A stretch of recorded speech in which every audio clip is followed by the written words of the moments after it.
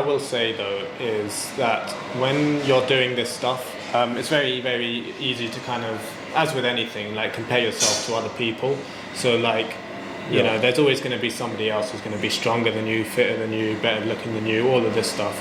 But you just have to work with what you've got and just try your best with whatever your situation is. So don't compare yourself to other people, just compare yourself to yourself and try and make improvements to where you were previously.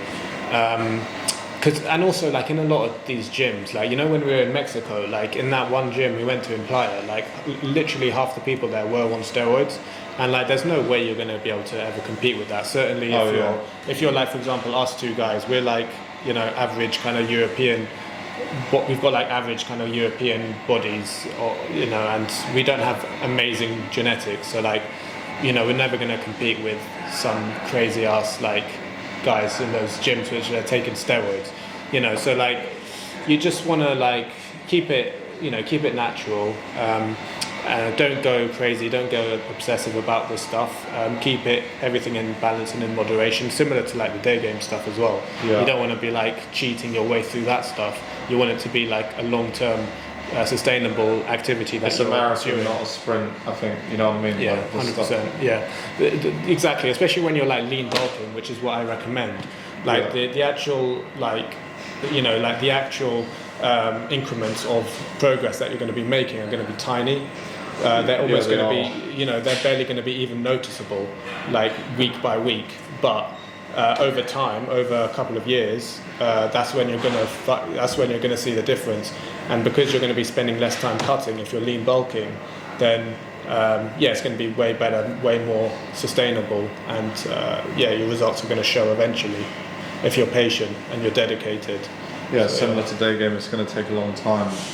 But yeah, obviously if you do this stuff, you're going to have more of an advantage over other guys. So yeah, you'll get quicker results. But it does take time, obviously building these skill sets, and obviously with the gym as well. You know what I mean? It's not going to happen in one day. So it might take a year, properly like a year probably to get really decent. Exactly, yeah, and like there's going to be setbacks as well. Like, if, for example, like if you go out for a period of time where you don't have access to a gym, or you just don't do it for a while, your level is going to regress. You can get back up to where you were, but again, it's just going to take more time, and it's just, you know, there's always going to be things which can kind of get in the way, but yeah, you just have to kind of do your best with the stuff and enjoy it. Just like with day game, you've got to enjoy it. Enjoy just the grind and the process. The process of just doing it, and not being so like results focused. Like, oh no, I haven't got my six pack yet. Oh, okay, fuck it. I'll just give up now. Well, no, you just have to keep going. It's literally that simple. Yeah, it's the stick same to the process process. as with it linked to kind of game that, you know, I didn't get enough numbers today. I didn't get laid. It's like, okay. Well, yeah, what do you expect? You know what I mean? Obviously, it's not going to happen every time. Obviously, you're going to get knocked back, you're going to get rejections, in the gym, you're going to fail on weights, you're not going to hit your goals every week. So. But failure is actually genuinely success. You want to be hitting failure, especially in the gym. Yeah, you want to. Because that's the only way you can actually make progress. Because like, you have to be failing your lifts or your targets. I mean, it's good to have like to track your progress of like how many lifts you're doing. So like, let's say you know, you're doing a certain amount of weight on the bench press, and then you added one more increment of like 2.5 kgs for the next time, but you didn't quite manage it. That's proper success. Because eventually, if you keep trying with that one, and you've got everything else on point, eventually you should be able to hit that eventually. Obviously, there's going to come a point where you will fully plateau and you might hit your genetic potential, and at that point there's not a lot more you can do other than maintain that, and the only way you would be able to kind of break past through that point would just be through steroids. But obviously I wouldn't recommend doing stuff like steroids because there's a lot of negative side effects, and it's not going to be something that's going to be like long-term sustainable.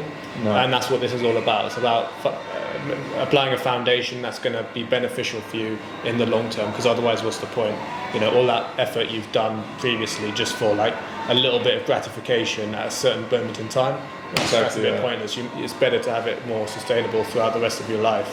Yeah, that's the thing with this, is like it does take sacrifice in terms of time and energy and effort, but like this stuff is it's all just like a foundation for something that's a long term, and it's something that you kind of have to dedicate towards doing. So it's no good just being like, okay, yeah, this week I might go to the gym a couple of times. Next week I'll think about it. Following week, I won't bother. That's pointless. It's all about developing these habits. It's 100% that you've got to do it. Like if you're going to do it, then you've got to commit to doing it like every week, basically. Going to the gym like 2, 3, 4, 5 times a week, whatever works for you. Yeah, I'd say 3 to 4. Stick to it. Yeah, I mean 5 is good, but to be more realistic, I'd say 3 to 4 times is good. Good enough to get results. Yeah. Because otherwise, you're not gonna. Yeah, you want to say something you can stick to. Yeah. So hopefully that was helpful, even though it was a bit of a crash course. You used to be a personal trainer, so and you still offer that to your clients.